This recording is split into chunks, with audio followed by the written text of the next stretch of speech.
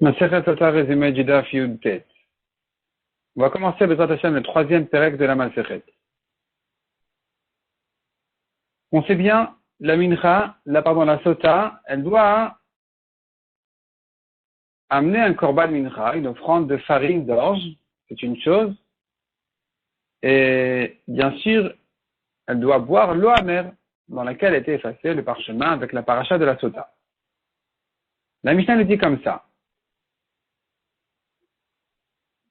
La mincha que la Sota amène, la d'orge, de ce panier-là, la femme a amené donc la farine dans un panier.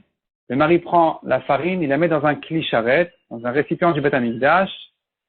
Il le met dans la main de la femme et puis le Kohen met ses mains en dessous d'elle et il balance le Kohen avec la femme, il balance en même temps la mincha. On a 4 étapes de la mincha à faire, qui sont le balancement. Deuxièmement, le Kohen il doit rapprocher la mincha du Mizbeach. Troisièmement, il doit prendre une poignée de farine. Et enfin, quatrièmement, brûler la poignée de farine au Mizbeach. Le reste est mangé par les Kohanim. Et là, on arrive à une grande discussion. Qu'est-ce qu'on fait d'abord? Qu'est-ce qu'on fait ensuite? Est-ce que d'abord la femme doit boire l'eau amère et ensuite faire la mincha, ou d'abord la mincha et ensuite boire l'eau? Selon les Chachamim, d'abord l'eau et ensuite la mincha. Selon Rabbi Shimon et Rabbi Akiva, comme on verra dans la Gemara aussi, eh bien, d'abord on fait la mincha, puis ensuite elle boit l'eau amère. Bedi Avad, Rabbi Shimon dit, si d'abord elle a fait l'eau et ensuite la mincha, c'est kasher.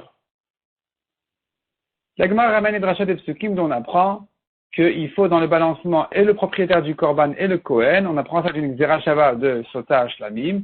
Dans Shlamim, il s'agit du propriétaire. Dans Sota, on parle du Kohen. On a le même mot yad dans Sota et dans Shlamim. J'apprends l'un de l'autre pour dire qu'il faut les deux, propriétaire et Kohen, comme on a vu. La Gemara ensuite arrive à la machloket entre Rabbi Shimon et les Chachamim à propos justement de l'ordre des choses. Est-ce qu'on fait d'abord la mincha et ensuite elle boit, ou d'abord elle boit et ensuite on fait la mincha? Donc la Gemara nous dit comme ça. C'est écrit 3 fois dans le pasuk Veishka. Il va lui donner l'eau à boire. Pourquoi c'est écrit 3 fois?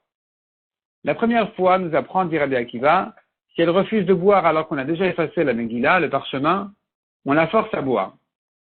À quoi me sert le deuxième Ve'achar Yashke et ensuite il va lui donner à boire après la mincha?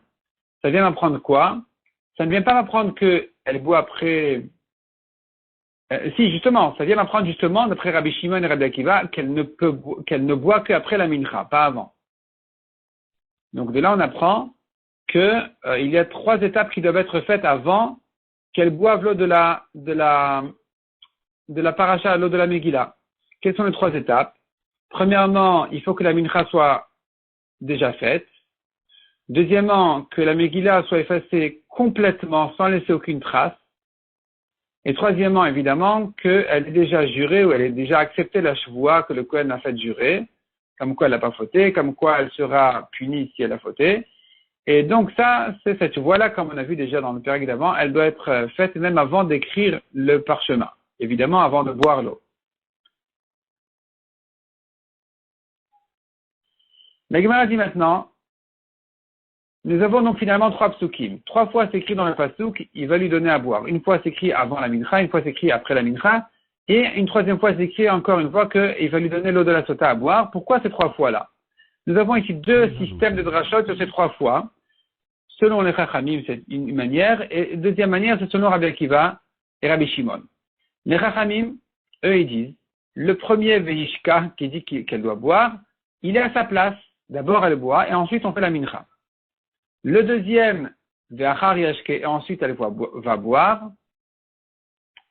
Ça vient m'apprendre qu'il faut que la Megillah soit effacée complètement. Le troisième m'apprend qu'on va la forcer à boire si elle refuse. Elle ne veut pas avouer qu'elle a fauté, et elle refuse en même temps de boire, on va lui verser de force l'eau dans la gorge. Par contre, Rabbi Shimon, il ne fait pas les drachotes comme ça. Rabbi Shimon, lui, il pense comme ça. Le deuxième, qui vient après la mincha, la deuxième fois où c'est écrit on lui donne l'eau, c'est écrit après la mincha, c'est ça l'ordre normal. D'abord on fait la mincha et ensuite elle boit. Le premier me sert à quoi? À me dire que Bedi Avad, si elle a bu avant la mincha, c'est kasher.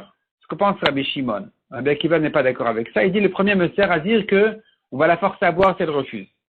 Rabbi Shimon, lui, il apprend qu'on va la forcer à boire du troisième Veishka. Finalement, selon Rabbi Shimon, le premier me sert à dire que Bedi Avad c'est kasher si elle a bu avant la mincha. Le deuxième me sert à dire qu'a priori elle doit boire après la mincha. Et le troisième me sert à dire qu'on va la forcer à boire si elle refuse. La Gemara demande pour Rabbi Akiva comment ça marche. Est-ce qu'on la force ou on la force pas? On a une contradiction dans Rabbi Akiva. Est-ce qu'on va la forcer à boire ou pas? D'une part, on vient de voir que Rabbi Akiva y pense, on va la forcer. D'autre part, nous avons un Rabbi Akiva qui n'est pas d'accord avec le Tana qui dit on la force. Rabbi Akiva il dit à quoi ça sert de la forcer à boire? Tout l'intérêt de la sota, de l'eau de la sota, c'est pour vérifier si elle a fauté ou pas. Or ici, si elle refuse de boire, tu comprends tout seul qu'elle a dû fauter. C'est pour ça qu'elle a peur, qu'elle refuse. Répond la Gemara. Selon Rabbi Akiva, ça marche comme ça.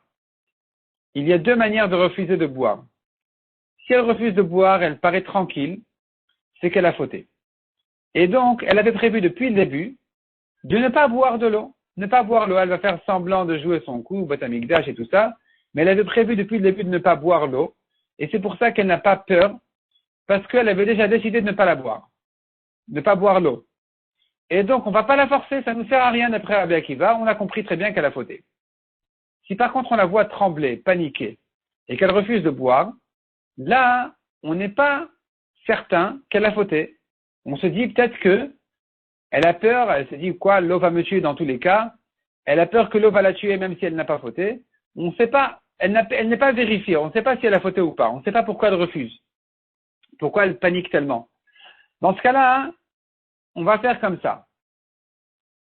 Si la mincha a déjà été faite, et ensuite, selon l'ordre normal, d'après Rabbi Akiva, on a effacé la Megillah, on a effacé donc son parchemin dedans, dans l'eau, et maintenant elle refuse de boire, on va la forcer à boire parce que ça a été fait correctement. Si par contre, la mincha n'a pas encore été faite, et que les Kohanim se sont trompés, ils ont commencé par effacer la Megillah, et voici que maintenant elle refuse de boire, d'abord, on a effacé, ensuite la mincha a été faite après effacer. En tout cas, on a effacé la Megillah avant la mincha. Là, Rabbi Akiva, c'est pas évident ce qu'il pense. Il y a une marloquette entre les Tanaïm. Si Rabbi Akiva va dire on va la forcer à boire ou pas. Selon un Tana, une Braïta, Rabbi Akiva dira dans ce cas-là aussi on va la forcer à boire, même si ça n'a pas été fait selon l'ordre normal. Selon un autre Tana, une autre Braïta, Rabbi Akiva dira dans ce cas-là que la femme n'a pas besoin de souffrir de l'erreur des Kohanim, puisqu'ils ont d'abord effacé la Megillah avant la mincha, et que maintenant elle refuse de boire dans la panique, on ne va pas la forcer à boire. Donc finalement, selon Rabbi Akiva, on reprend, si elle paraît indifférente, tranquille, sans angoisse, elle refuse de boire, on ne va pas lui donner, parce qu'elle est déjà vérifiée, on comprend qu'elle a fauté. Si elle est dans la panique, là, dans certains cas, on va la forcer à boire.